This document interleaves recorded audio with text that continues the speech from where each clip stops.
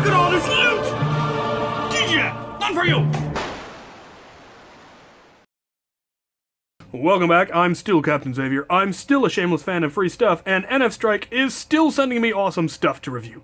Which is just awesome. This is the latest item. They have sent me the Mortar, which I am super stoked about because it's such a marvelously simple and ingenious design from what I've seen from reviews, and I can't wait to actually take it out and play with it.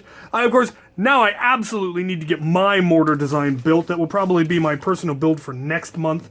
I've been talking about it for at least a year now. I have all the parts, I just need to assemble them. So now I have no excuse because I've got this and I need to demonstrate that I can make one that's more powerful, if not as nifty, because this one is just plain nifty.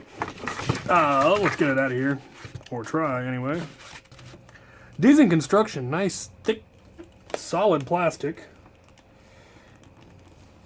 Rubber caps to give it traction. That's nice. Let's see, base plate. So it really does set up just like a real mortar does. Yeah, interesting. Yeah. Very adjustable.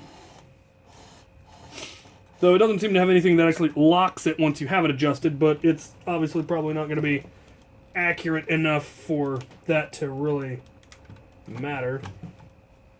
And then it comes with 3 rockets, as you can see, 3 mortar rounds. And they have their own springs built into them. There's no spring in here. This is just a tube with a peg in the bottom. And then you have this little device, which is for priming them. So you push it in here, and that's how you actually prime it, as if you were priming a blaster. That's what then locks the spring. The spring has one of those catches where when you push it in once, it catches. When you push it in again, it releases. So when you then drop it in, I have genuinely no idea where that went. It's in my ceiling. It never came down. Well, that's no good. Anyway. So it actually fires like a proper mortar. You drop the round in and release, and it fires, which is how mortars actually work, which is absolutely genius. And I'm going to take it out and get some range tests on it, because that's just neat. After I find that rocket in my roof. Where's my ladder? I found it. No fear. All right, to the alley. All right, we're in the alley behind my house. It's drizzling ever so slightly, but not too bad, so we're going to give it a test. I've got the mortar set up at what I think is roughly a 45-degree angle for maximum range. Let's give it a try.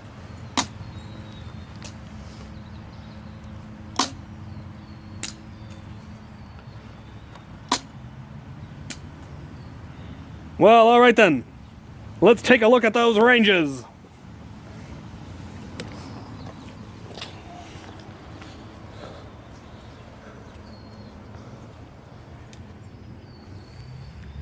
"15 feet.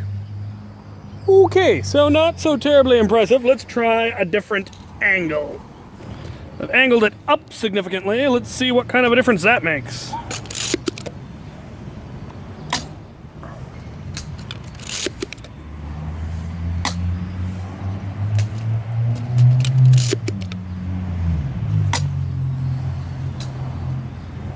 Uh-huh.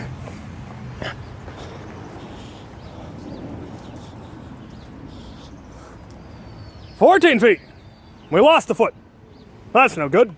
Alright, I've now angled it down significantly. Let's see what that does.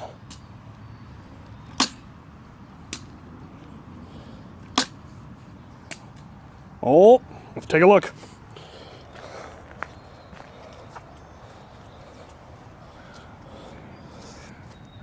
$17. Oh, we got one all the way out to 20. There we go. Them's the ranges we want. All right, let's go talk about this. All right, well, it functions flawlessly for what it is. Never had a problem with anything jamming or not firing, but the ranges are between 15 feet and 20 feet, which are, frankly, laughable because you could throw one of these farther than that. But it's obviously not intended for that, though. I mean, it's a neat toy. The fact that it functions like an actual mortar is really, really cool. Now, if you watch Wacom S7's review on this, and I'll put the link in the description, or possibly in a little box over here somewhere or some such. He actually tore apart one of these, which was bold and awesome of him because it means I don't have to. And he kind of came to the conclusion that there wasn't a whole lot you could do as far as upgrading it, which is sad. Maybe if you could find exactly the right spring and you could get it to fit and you could get it to catch, but it definitely isn't designed to come apart and to be therefore easily upgradable. Now, I would not be remotely surprised if in the relatively near future people figure out how to make their own. Hopefully somebody will come up with something and they'll put files on Thingiverse or sell them on Etsy or something, because it's a really simple concept. If you can get that catch, then it's just a matter of having a heavier spring that gets pushed. You could probably still even use this to prime it. You just need a much heavier spring. Replace the heads. These heads are very squishy foam, and there is some fairly rigid plastic in there. When it hits, it sounds kind of mean when it hits the ground. So maybe if you put a demolisher head on there and then made your own lower, it probably wouldn't. It would not be impossible to come up with your own rounds, and it's something I will probably look into because I really like the idea. The launcher that I'm designing doesn't function like an actual mortar. It will be much more powerful than this, but will have a much lower rate of fire because you just drop and launch, drop and launch. And so if you could get a more powerful round for them, these would be really cool.